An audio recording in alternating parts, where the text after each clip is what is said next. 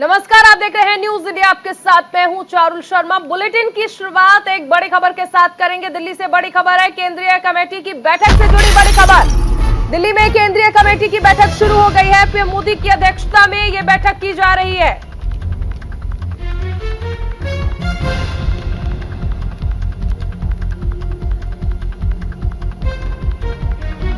केंद्रीय कमेटी की बैठक शुरू हो चुकी है। प्रधानमंत्री मोदी की अध्यक्षता में यह बैठक की जा रही है।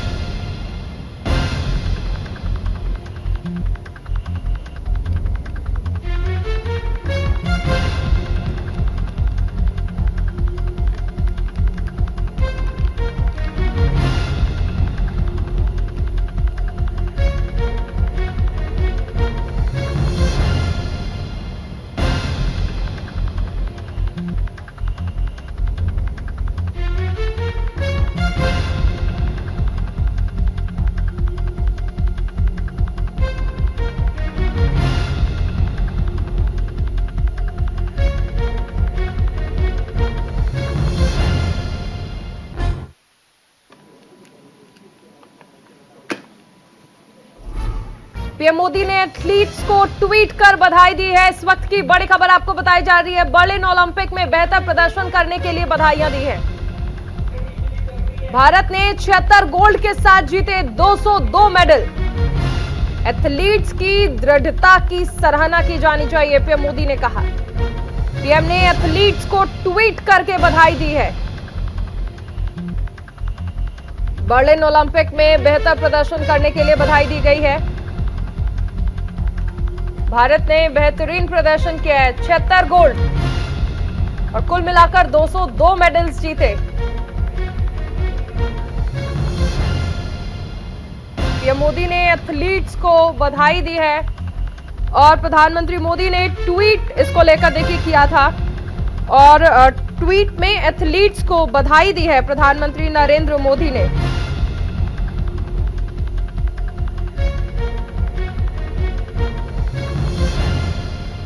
दरअसल बेहतरीन प्रदर्शन किया गया था। प्रधानमंत्री नरेंद्र मोदी ने इसके लिए बधाइयां दी हैं।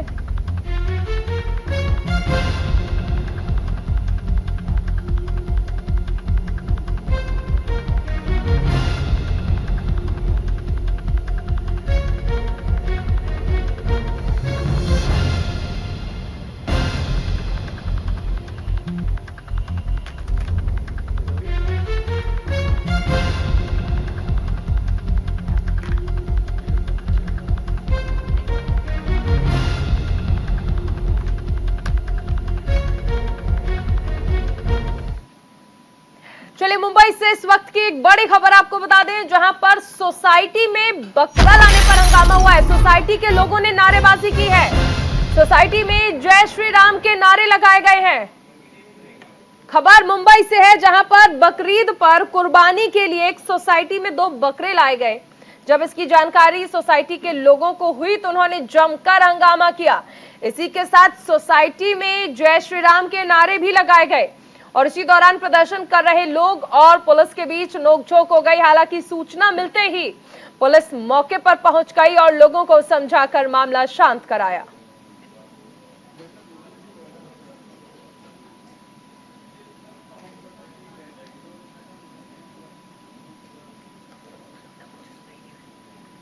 तो सोसाइटी में बकरे लाने पर देखिए बवाल हो गया।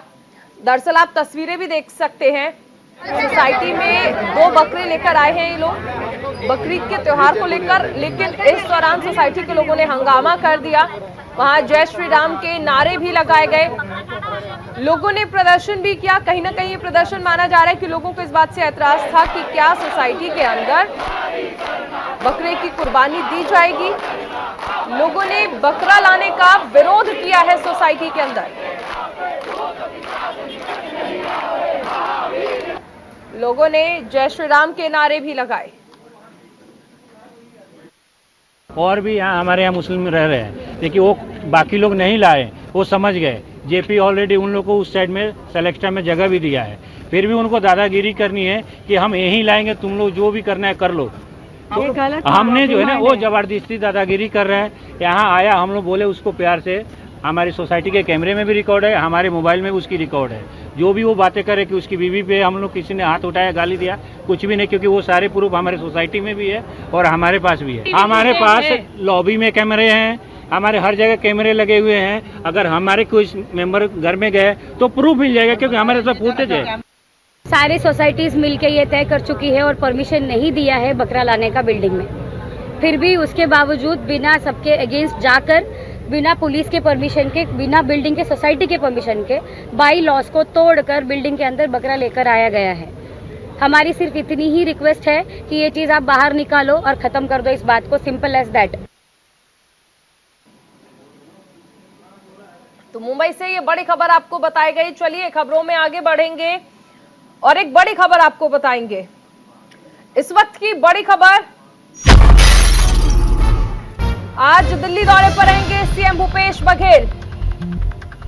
छत्तीसगढ़ के दिग्गज कांग्रेसी नेता दिल्ली पहुंचे हैं। पार्टी अध्यक्ष मल्लिकार्जुन खड़गे से भी मुलाकात यहां पर होनी है। कांग्रेस नेता राहुल गांधी से भी मुलाकात होगी। विधानसभा चुनाव की रणनीति पर चर्चा की जाएगी। प्रदेश के नेताओं के साथ दिल्ली में मंथन होना है। छत्तीसगढ़ कांग्रेस की दिल्ली में आज एक अहम बैठक है। कांग्रेस के राष्ट्रीय अध्यक्ष मल्लिकार्जुन खड़गे छत्तीसगढ़ के बड़े नेताओं के साथ बैठक करेंगे।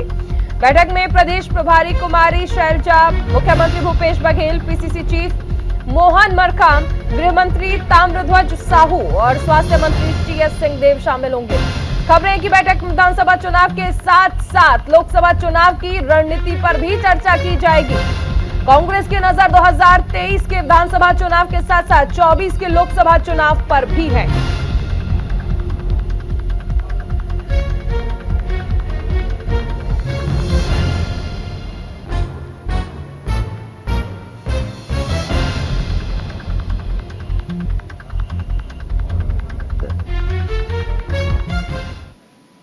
चलिए आगे बढ़ते हैं। एक और बड़ी खबर आपको बता दें, उत्तर प्रदेश के लखनऊ से ये बड़ी खबर है। ईडी के पूर्व डिप्टी डायरेक्टर के घर पर ईडी की रेड हुई है।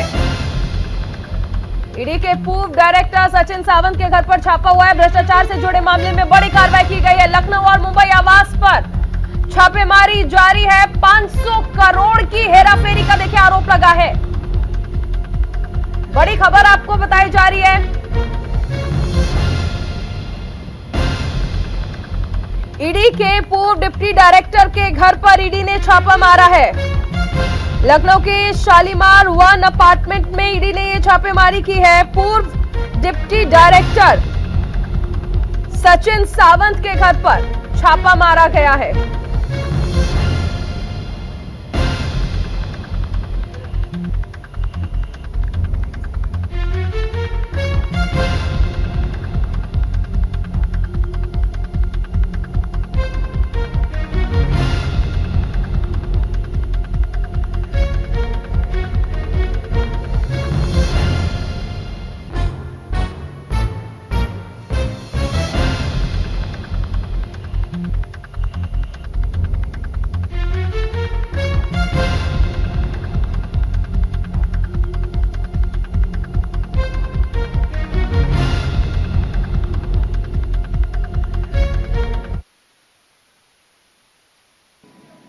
चलिए आगे बढ़ते हैं। एक और बड़ी खबर, गुरुग्राम से ये बड़ी खबर आ रही है।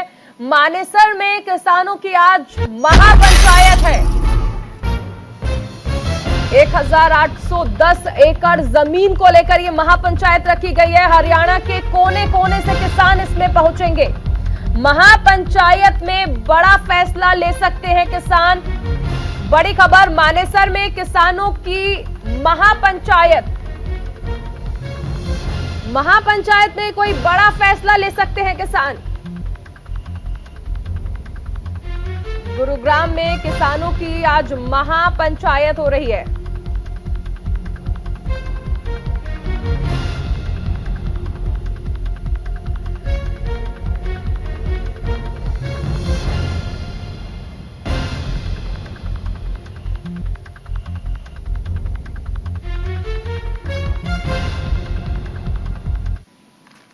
और खबरों में आगे बढ़ेंगे। यूपी में कानून व्यवस्था पर सीएम योगी का बयान आया है। बड़ी खबर आपको बताई जा रही है। सीएम योगी आदित्यनाथ का बयान, बकरीद पर प्रतिबंधित पशु की ना हो कुर्बानी, कावड़ यात्रा के दौरान खुले में मांस की बिक्री ना हो, धार्मिक यात्रा में अस्त्र शस्त्र का प्रदर्शन ना हो, ऐसी घटनाएं ना हो जिससे भावना आहत हो।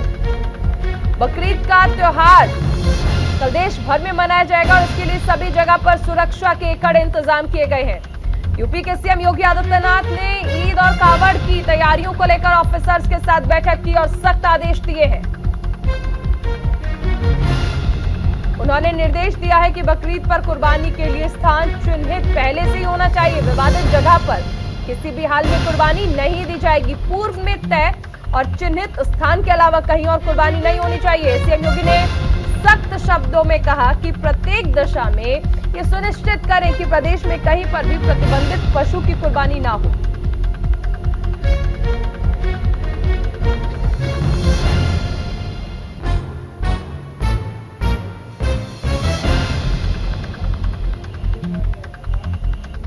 तो कावड़ यात्रा को लेकर और बकरीद को लेकर सीएम योगी आदित्यनाथ ने ऑफिसर्स को सख्त आदेश दे दिए हैं।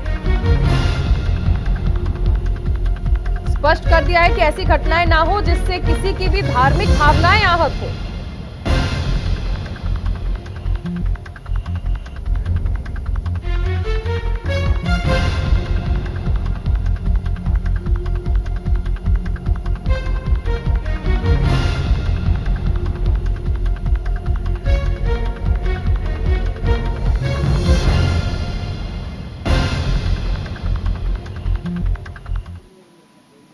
चलिए आगे बढ़ते हैं। एक और बड़ी खबर, दिल्ली में सीटीआई ने एडवाइजरी जारी की है। बढ़ते अपराध और लूटपाट को लेकर एडवाइजरी जारी की गई है। सीटीआई ने व्यापारियों के लिए एडवाइजरी जारी की है।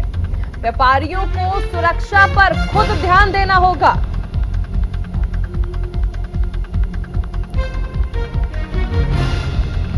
सीटीआई चेयरमैन ब्रजेश गोयल और अध्यक्ष सुभाष खंडेलवाल ने बताया है कि दिल्ली में आए दिन सरेआम लूटपाट और चोरी की घटनाएं बढ़ती जा रही हैं और अपराधियों के हौसले बुलंद हैं। जितनी भी डकैती, लूटपाट और चोरी की घटनाएं हुई हैं उनमें से 80% से ज्यादा में व्यापारी, दुकानदार और फैक्ट्री मालिक शिकार हुए और इसीलिए आज सीटीआई ने दिल्ली के 20 लाख व्यापारियों के लिए सुरक्षा एडवाइजरी जारी की है।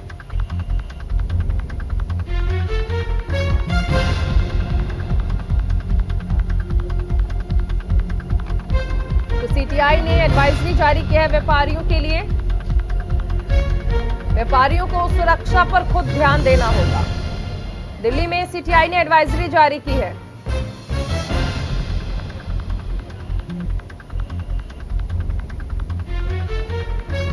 बढ़ते अपराध के बाद व्यापारियों के लिए ये एडवाइजरी जारी की गई है। खबरों में आगे बढ़ेंगे। एक बड़ी खबर आपको बता दें, राहुल गांधी के बाद मुश्किल में है तेजस्वी यादव। तेजस्वी यादव मानहानि केस में आज पेश होंगे। अहमदाबाद कोर्ट में तेजस्वी यादव की पेशी है और गुजरातियों को ठग कहने के मामले में सुनवाई होनी है। मानहानि मामले में कांग्रेस नेता राहुल गांधी के बाद अब बिहार के उप मुख्यमंत्री तेजस्वी यादव भी एक विवादित बयान में घिरते नजर आ रहे हैं। गुजरातियों को ठग कहने के मामले में अहमदाबाद के कोर्ट में उनके खिलाफ एक याचिका दाखिल की गई है जिसकी आज सुनवाई होगी।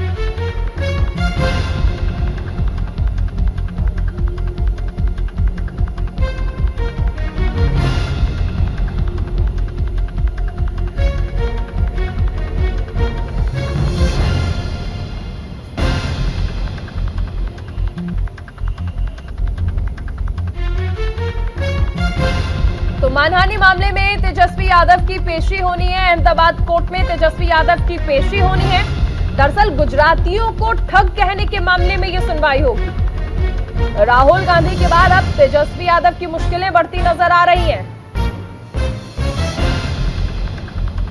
दरअसल मेहुल चौकसी पर निशाना साधते हुए बयान दिया था तेजस्वी यादव ने। सामाजिक कार्यकर्ता हरीश मेहता ने इस पर केस दर्ज कराया था। दोपहर 3 बजे मेट्रोपॉलिटन कोर्ट में सुनवाई होनी है। जज डीजे परमार मामले की करेंगे सुनवाई। 2 महीने में 5 बार सुनवाई हो चुकी है।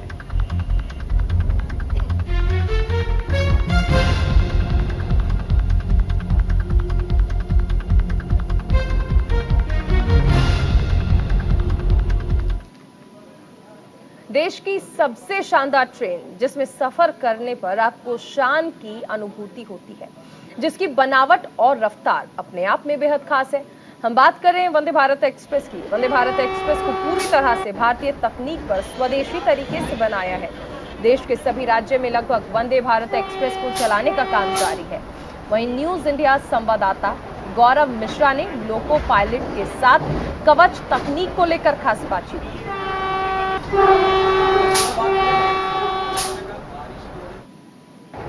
गोवा मडगांव रेलवे स्टेशन से मुंबई के लिए जाने वाली वंदे भारत एक्सप्रेस में इस वक्त हम मौजूद हैं और अगर हम वंदे भारत ट्रेन की बात करें, सबसे पहले आपको दिखा दें कि जिस जगह हम मौजूद हैं यहाँ से आप देख सकते हैं दोनों ही लोको पायलट जो ये ट्रेन है वंदे भारत एक्सप्रेस इसको चला रहे हैं और लगातार उच्च तकनीक की वजह से वंदे भारत एक्सप्रेस को जाना जाता है। अब आपको ये भी बताते हैं, दरअसल इस वक्त जो वंदे भारत ट्रेन की रफ्तार है उसके मीटर पे मैं दिखा दूं आपको 105 की रफ्तार में ये ट्रेन जो है वो चल रही है।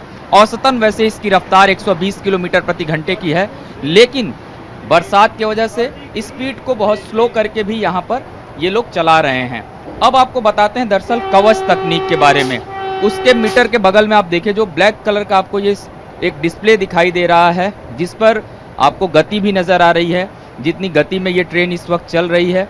और उसके साथ में अगर आप गौर करें तो बहुत सारे गोल गोल तरह के जो मार्क दिखाई दे रहे हैं, दरअसल ये सिग्नल को बताते हैं। और कवच तकनीक लगभग जितनी वंदे भारत एक्सप्रेस आ रही है उन सभी वंदे भारत एक्सप्रेस में इस कवच तकनीक को रेलवे की तरफ से अलग से लगाया गया है ताकि रेल हादसों पर अंकुश लगाया जा सके। और कवच तकनीक के बारे में आपको पता है कि दोनों ही ट्रेन, खास करके अगर कोई सामने से ट्रेन आ रही हो और ये ट्रेन उस ट्रैक पे चल रही हो तो इस तकनीक के माध्यम से कुछ ही दूरी पहले ये ट्रेन रुक जाएगी और इस बात की जानकारी हो जाएगी कि वाकई जो कुछ दुर्घटना होने वाली थी वो टल गई। और यही तकनीक है कवच जिसके बारे में भारतीय रेलवे लगातार बात कर रहा है और इस तरह की जो वंदे भारत ट्रेनें हैं लगातार इस तकनीक पर चल रही है। कैमरामैन मनीष के साथ गौरव मिश्रा, न्यूज इंडिया, मुंबई। चलिए अब आपको बताते हैं कि आखिर क्या है रेलवे का कवच, जिसे लेकर कहा जा रहा है कि रेल दरअसल और भी आधुनिक हो गई है। कवच एक दरअसल ऑटोमेटिक ट्रेन प्रोटेक्शन सिस्टम है। भारतीय रेलवे ने RDSO के जरिए इसे विकसित किया है। रेलवे ने साल 2012 में इस पर काम करना शुरू किया था। जीरो एक्सीडेंट का लक्ष्य हासिल करना इसका खास उद्देश्य है, जिसकी वजह से कवच तकनीक को ट्रेन्स में लगाया गया था। और कवच तकनीक बेहद खास है ताकि दो ट्रेन्स में टक्कर ना हो, लेकिन कवच रोक सकता है ट्रेनों की टक्कर। दरअसल दक्षिण मध्य रेलवे पर 1455 किलोमीटर पर कवच लगा है। Research, design and standard organization ने इसकी जानकारी दी है। रेल पटरियों पर होने वाले हादसों को रोकने के लक्ष्य से इन्हें लगाया गया। रेलवे बोर्ड ने 34,000 किलोमीटर कवच तकनीक को मंजूरी दी। सबसे ज्यादा बिजी रहने वाली ट्रेन लाइंस पर मार्च 2024 तक कवच लगा दिया जाएगा।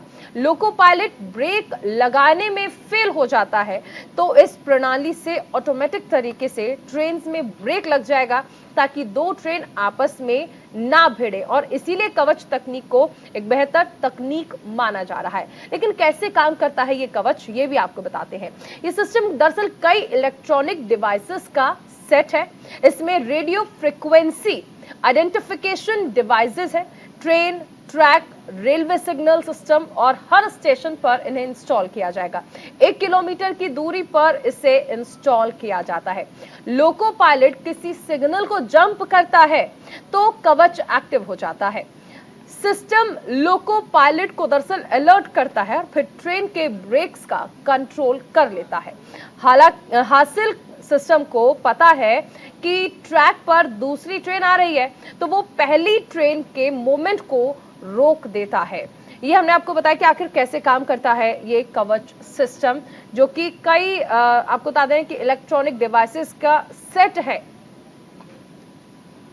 तो कवच सिस्टम बेहद खास है और ये इसलिए भी विकसित किया गया था ताकि दो ट्रेन दरअसल आपस में ना टकराएं और रेल हादसे जो बढ़ रहे थे उनमें कमी आ पाए। हालांकि कई हादसे ऐसे हैं जिनमें कमी आई है।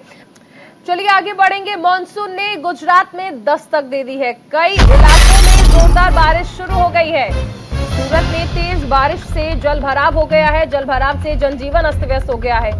मॉनसून ने गुजरात में दस्तक दे दी है और बरसात के बाद तापमान में गिरावट आ गई है। इसके साथ ही मॉनसून की पहली भारी बारिश होने के कारण सूरत के कई इलाकों में जल जमाव हो गया है। शहरों में जल भराव से आम लोगों को परेशानियों का सामना करना पड़ रहा है। मौसम विभाग ने आने वाले दिनों में भारी बारिश की चेतावनी जारी की है।